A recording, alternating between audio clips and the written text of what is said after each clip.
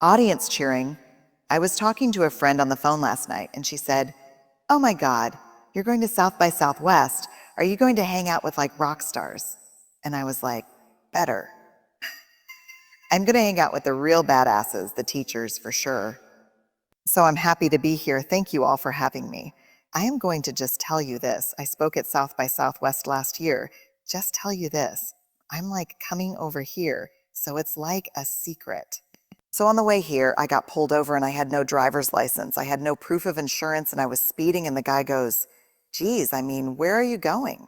I said, "I'm going to give a talk at South by Southwest." And he said, "About what?" I said, "Failure." Audience laughing. So this morning I rode here with my sister from Houston, and we're going back because we live down the road. And I was like, "Oh my God." And she said, "What?"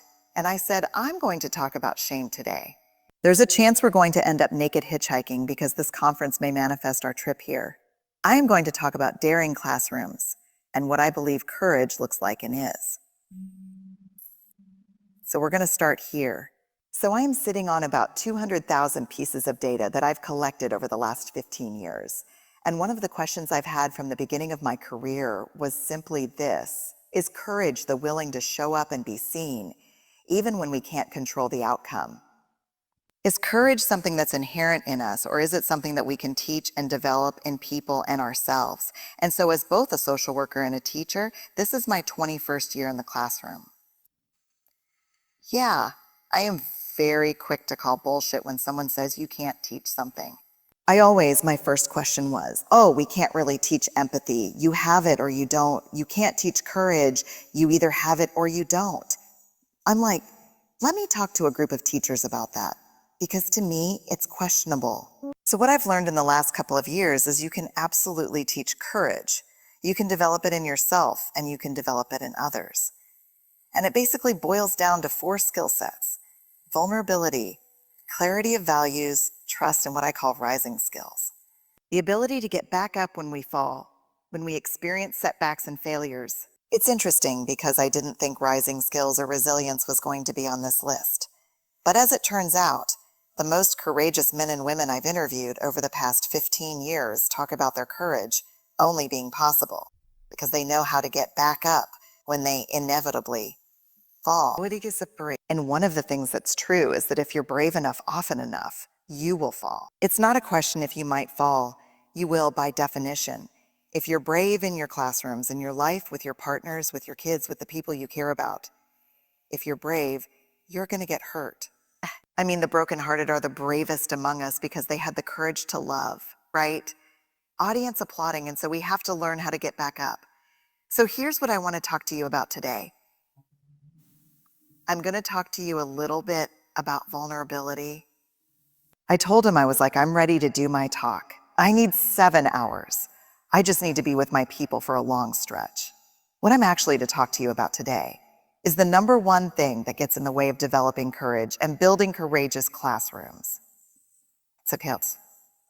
We're going to start with vulnerability, and then I'm going to talk to you about shame. And I'm going to tell you why I decided to talk about shame today. Because I feel really comfortable with you, and I think you're a fearless group of people, and I don't think we can pretend that this is not getting in the way. I don't think we can say this is not happening in homes. This is not happening in the environment we live in right now. This is part of the landscape, and it's become worse over the last 6 months, and so I want to talk about it.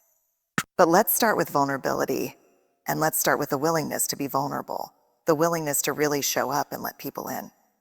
How many of you were raised to believe that vulnerability is weakness? Most of us.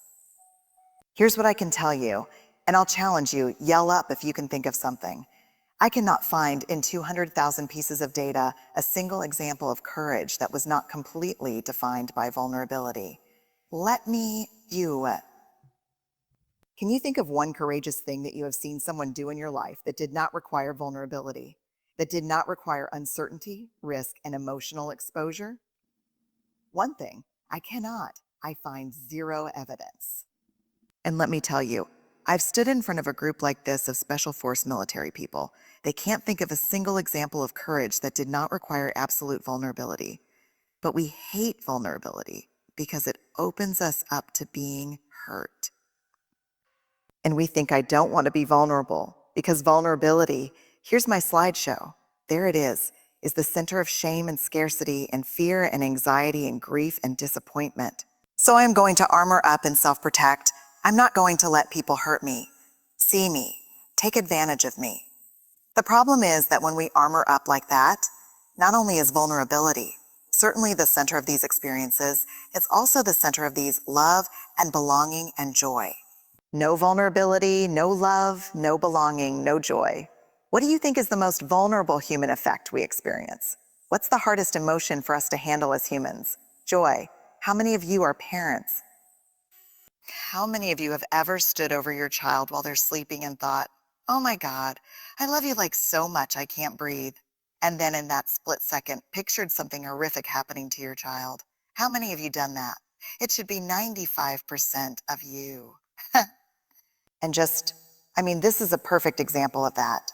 Many years ago, when I first was studying this concept of foreboding joy, this fear we have about being joyful, I was on date night with my husband, and we come home, and I see the lights still on the kids' bedroom. I'm like, circle the block until they're tucked in. Circle the block. So we go. We get some like TCBY yogurt or something. We come back, everyone's tucked in. I'm like, okay, this is awesome. Let's go. And I remember we parked our car on the curb by our house and we're walking in and the song on the radio. When we got out of the car, it was like one of my favorite songs, Little River Band, Indistinct. Friday night, it was late. I was walking you home. We got down to the gate and I was dreaming of the night and I remember like, oh my God, this is like amazing. And we were holding hands. I go, oh my God. And he's like, what's wrong? And I was like, do you ever think like someone's going to jump out from behind the bushes and shoot us down? And he's like, no, did you see somebody? And I said, no, I'm just saying, like when things are going really well, you're waiting for like that to happen. Yes or no? Oh. Audience, yes. And he's like, no. And I was like, yeah, because here's the thing. I would hope the babysitter would come out and like move us so the kids didn't find us. And he's like, oh my God, Breen, no. And I'm serious. And I don't even think on the list, it was like, I should put like a whole, like if you need to call us, if we get killed in the front yard, like something so they know to call my mom and keep the kids in the house. And he's like, he goes, I'm guessing date night's over. I'm like, oh, hell yeah, date night's over. I'm like, we got to come up with a list, a plan. But am I alone in this? Audience, no. Right? Because joy is so, and I'll just share this with you. What was the one variable men and women who had the capacity to lean heavily into joy? What was the one variable they shared in common? This should be a pedagogy of itself. What is the one variable that people who can really lean into joy share in common? It is part of vulnerability, but it's actually a practice. Gratitude. The only variable that really separates men and women who cannot lean into joy, who start dress rehearsing tragedy. And the reason we dress rehearse tragedy is so we can beat vulnerability to the punch. So what we do is like, oh, this great thing is happening. I'm going to start picturing worst case scenario so that when I get hurt and it happens, I'm all prepared for it. But how many of you think we can actually prepare for that? You cannot. 50% of the people in this room have probably experienced the thing that we dress rehearse, and they could come up here one at a time and tell you, you can practice that all you want. That will do nothing to help you when that moment comes. The only thing you're doing is squandering the joy that you need that builds a reservoir for when hard things happen. So as it turns out, our bodies really neurobiologically experience joy as vulnerability and threat, and we quiver.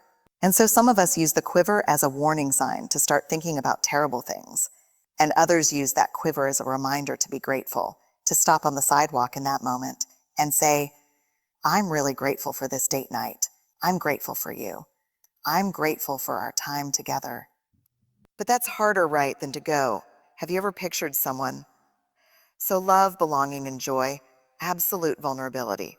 But also these things, courage, empathy, trust, innovation, and creativity. No vulnerability, no innovation, no creativity. My favorite call that I get, hey Breen, would you like to come speak to our brand new startup in Silicon Valley? It's amazing, and we loved your TED Talk. and we're bringing in thought leaders, and we want to shape our culture. And, okay, great. That sounds fun. What do you want me to talk about? Anything but vulnerability and shame. Audience laughing. I got nothing. No vulnerability, no creativity, no innovation. Accountability, adaptability to change hard conversations. I mean, this is an easy question. How many of you think where you work, your school, your district, your grade level? How many of you think where you work would be better if people had a stronger skill set about having real, honest, respectful, hard conversations? Yes or no? Audience applauding. Yeah, everybody. We dodge those and they become toxic in our culture. Feedback, problem solving, and ethical decision making all require vulnerability. They all require one of my favorite stories. I'm in Canary Wharf in London talking to 150 hedge fund managers about vulnerability. They're required to attend. It was like Brooks Brothers threw up in the room, and I'm uncomfortable because I'm like, wow, these people look hostile. All men, all white, and all not happy to be there. And so I only get like 5 minutes in before someone's like, excuse me, we don't know why you're here. We're bankers. We're high compliance driven. We don't do vulnerability. And I'm thinking to myself, I don't know why I'm here either. I haven't even ridden the London Eye. There's so many things I want to do. I'm not sure either. I said, why am I here actually? What are you up against right now? And they're like, we're a high compliance banking industry. Our biggest problem right now is ethical decision making. Audience laughing. How many of you in this room right now have ever tried to make an ethical right decision in the face of a group moving the other direction? You will piss off some people. Yes or no? There's probably nothing more vulnerable than standing up in front of a group of people that you respect, that you work with, that you like, that you feel a sense of belonging with, and saying, this is not the right thing to do. So vulnerability is the birthplace of everything we want more of in our lives. The problem is that we end up here. Instead of having an open heart, we end up with a closed heart. We end up with a protected heart for a lot of different reasons. Some of them are environmental. Let me tell you this for sure. The greatest casualty of trauma is vulnerability. The worst thing we lose in trauma is vulnerability. And let's be very clear about what constitutes trauma. Racism is trauma. Poverty is trauma. Classism, trauma. Homophobia, heterosexism, trauma. And so the biggest casualty of that is, I can't be vulnerable. Well, when vulnerability, the ability to really be who we are, becomes a realm of only the privileged, we have lost our capacity to create a school, a home, and a country that we love. Audience applauding, period. Period. Period. So there are those of us who will fight the big fight on the outside, but in no way can we give up the fight on the inside. You can make your classroom, and to some degree, if you have a collective group of brave, badass people, a whole school, but certainly in a classroom, you can, and I have seen it done many times. You can create a culture of courage within a classroom that can be the only space a child has, or an adult. Even in a college classroom, I only teach graduate level, MSW, PhD. That's it. You can create a space in that classroom if you're willing to be excruciatingly uncomfortable and vulnerable. That may be the only space that student has to take the armor off his or her heart. But the one thing that will kill it faster than anything else, the one betrayal of vulnerability, is shame. That cannot happen in that classroom. And here's what you need to know before we start talking about shame. 85% of the men and women I've interviewed over the last 15 years can remember a shaming incident at school that was so devastating it forever changed how they thought of themselves as learners.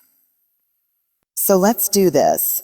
Raise your hand if you're in here and you can think about something that happened to you in school that changed how you thought of yourself, right? Because here's the other statistic. Over 90% of the men and women we've interviewed can remember a specific teacher, coach, or administrator who made them believe in their self-worth when no one else did. How many of you remember that teacher or that coach or that administrator? So what does that mean? So the question teachers always say, well, does that mean like they were doing more good or harm, or what's happening? What it means, and let me tell you, you can be the same person. What it means is do not ever question the power you have with the people you teach. Learning is inherently vulnerable. And it's like you've got a classroom full of turtles without shells. And the minute they put the shell back on, They're protected from their peers or from the teacher or from whomever, but no learning can come in because no vulnerability, no learning. So we have to really find a way to develop shame-resilient classrooms, not shame-free. Like, here's what we know, 50 years of data. The only people who don't experience shame are people who have no capacity for empathy or connection. We all know shame. Everyone clear on shame? That warm thing that washes over you, that makes you feel small, so we all have it. And as long as we have a capacity for connection, shame will always be a real thing in our lives, because shame is the intensely painful belief that there's something about us that makes us unworthy of love and belonging. For children, especially in lower school, probably through about 5th grade, shame is literally the threat of being unlovable. Sally's experience is this. If Sally's self-talk is that is the meanest, nastiest, most rotten teacher ever, awesome. Okay, because that is humiliation. Let me tell you the difference between shame and humiliation. Shame is I deserve what just happened. Humiliation is I did not deserve what happened. The only thing that really separates shame and humiliation is the variable of deserving. So if Sally is saying, oh my God, you're the most hideous thing ever and I did not deserve that. Awesome. If Sally's self-talk is, I'm so stupid, why did I do that? Here's the danger, and here's why humiliation is better than shame. Because as a primary caregiver, as another teacher, as someone Sally trusts, she will not tell me if she experiences that as shame because there's no news. What is she going to convey?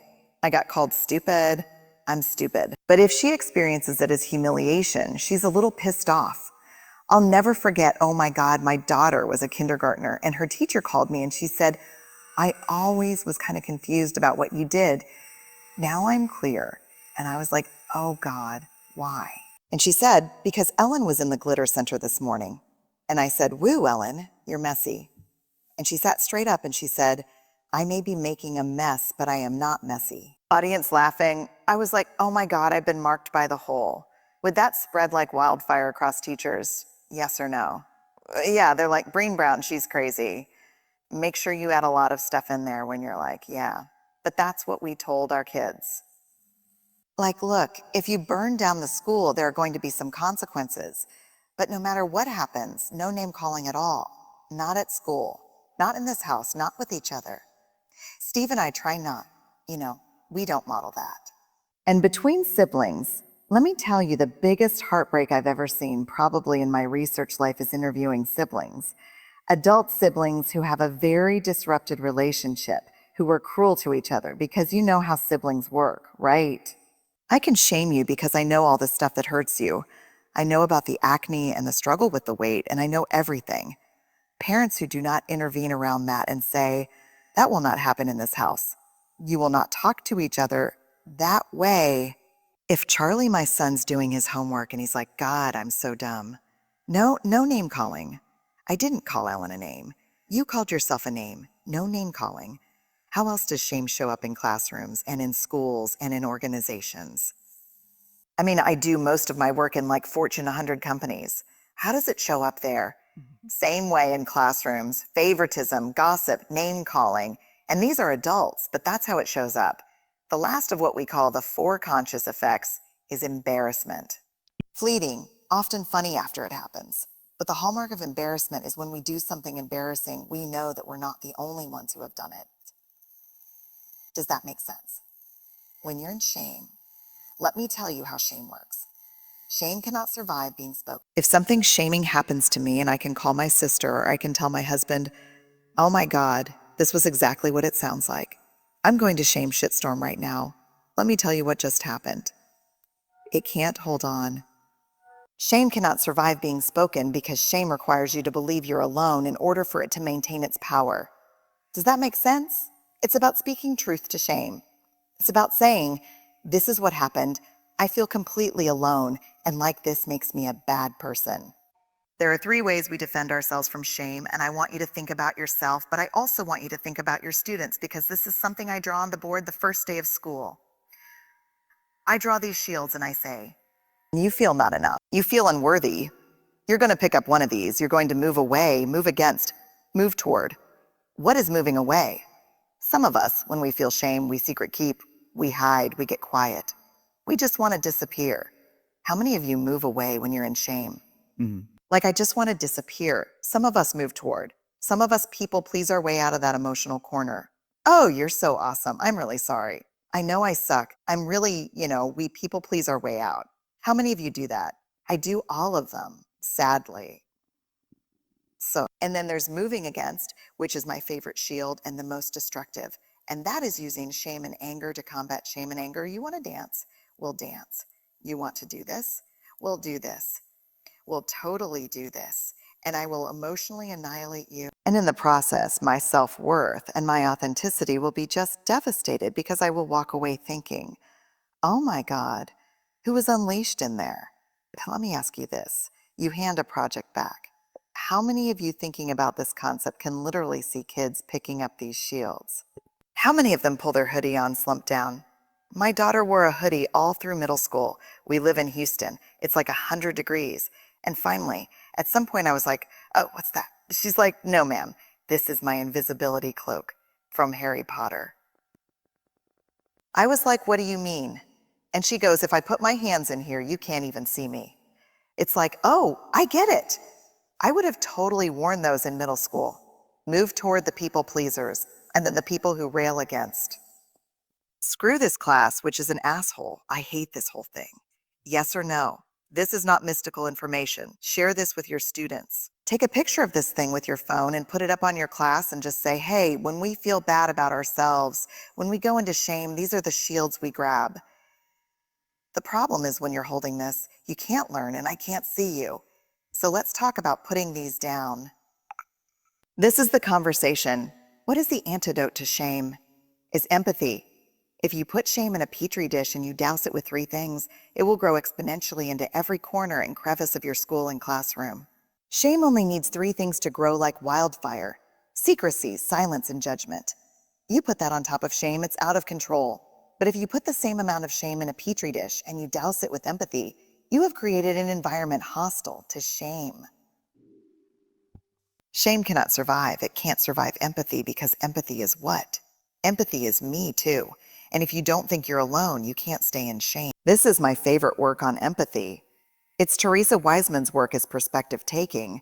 It's staying out of judgment, recognizing emotion and communicating it, and staying mindful. And I'm going to end with this perspective taking. The whiter, straighter, more Judeo-Christian middle class you are, the less good you are at this. I mean, that's me too. Sorry for all of us, but you know why? Because we weren't raised with critical awareness. We weren't raised with parents pointing out, hey, where are the white folks on that show? Because all the folks were white on haha. Like my parents did not point that out. And so when we talk about perspective taking, that is about taking the perspective of others. And that's where we have to become listeners and ask, what did this mean for you? What was this like for you? And our answer, you know the number 1 exacerbator of shame in conversation: empathic failure. When a child says to you or your partner says to you, I'm in shame about this, and you go back and say, no, it's good. It's not a big deal, I promise. That's empathic failure. Tell me why this was so painful. Tell me why this was so painful. Well, it was painful because in my family, when you say this, people believe this. This is where we have to become the learners. Let me look at my time. It says 0. What if I just assumed that meant I'm just starting? Audience cheering. I just love you know why. I'm going to tell you and I'll say this. I know this is going to be recorded and I'll get emails about it, but it's worth it. People ask me all the time, like, what's your goal in your life? I always like to make the world a braver place. If you had one opportunity, what would be the most effective impact you could ever do? I said, if I could get in front of every teacher in the world and we could have real conversations about shame, about vulnerability, about courage, because I think the revolution will not be televised. It will be in your classrooms. That is where this will happen. 100%. You are working on the hardest edges of love. And my invitation to you is there's a lot of hate out there right now. Yes or no? Audience, yes. My invitation to myself as well, because I'm not good at this right now, is every time you hear something hateful or someone's talking about hate, try to switch out the word for pain. Try to think about pain. This is only going to change with you.